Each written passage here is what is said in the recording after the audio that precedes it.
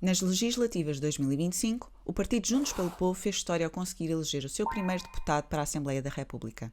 Com 20 mil votos, 17 mil dos quais vindos da região autónoma da Madeira, o JPP alcançou um deputado único, tal como o PAN, com 80 mil votos, o Bloco de Esquerda, com 119 mil votos, já o ADN, com quase 79 mil votos, não elegeu qualquer deputado.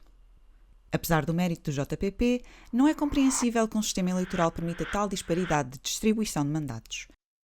Este tipo de fenómeno resulta da distribuição de 230 deputados da AR por 22 círculos eleitorais. O número de deputados em cada círculo deve ser proporcional ao número de cidadãos eleitores neles inscritos, ou seja, quanto menor a população de um círculo eleitoral, menor serão os deputados possíveis de eleger.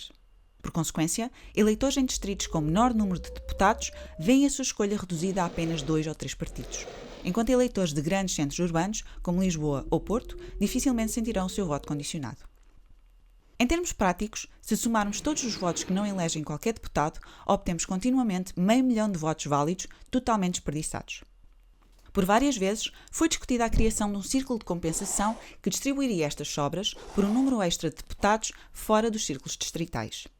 Mas nunca se chegou a um consenso do número de deputados para esse círculo de compensação ou de que círculos eleitorais seriam retirados para essa mesma compensação. Outra solução passaria pela distribuição de deputados por círculos regionais, mas esta opção apresenta o mesmo problema dos círculos distritais, já que se a população de uma região diminuir, o número de deputados possíveis da eleição diminuirá também e continuaremos a ter o mesmo desequilíbrio.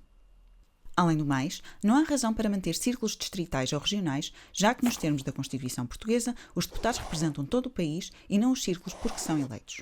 Na eventualidade de um referendo favorável à regionalização, o mais provável é que os representantes regionais sejam eleitos através de eleições autárquicas ao invés de legislativas.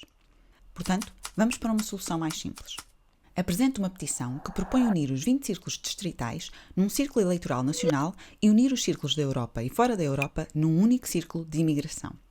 O ideal seria juntar todos os círculos num só, mas dados os atuais constrangimentos e desafios logísticos de contabilização dos votos fora do território nacional, proponho para já a redução para 2 círculos. Se tivéssemos este sistema, as legislativas de 2025 mostrariam um resultado com lugares distribuídos assim: uma distribuição bem mais fiel à vontade do eleitorado. E se recuássemos a 2022, ano em que o PS com 41% dos votos obteve 52% dos lugares, este sistema traria resultados completamente diferentes. Não só o PS não chegaria sozinho à maioria absoluta, como o CDS teria mantido o seu táxi. Como vemos, a forma como os mandatos são distribuídos impacta significativamente a composição do Parlamento. É crucial alterarmos a lei eleitoral para conseguirmos uma representação que verdadeiramente espelhe o nosso voto. Mas podemos ir mais longe. Se estamos numa fase de revisão constitucional, sugiro também nesta petição uma revisão ao artigo 149 da Constituição Portuguesa, que restringe-nos ao método da média mais alta D'Hondt. O método D'Hondt é um método matemático que usa divisores para distribuir votos em mandatos.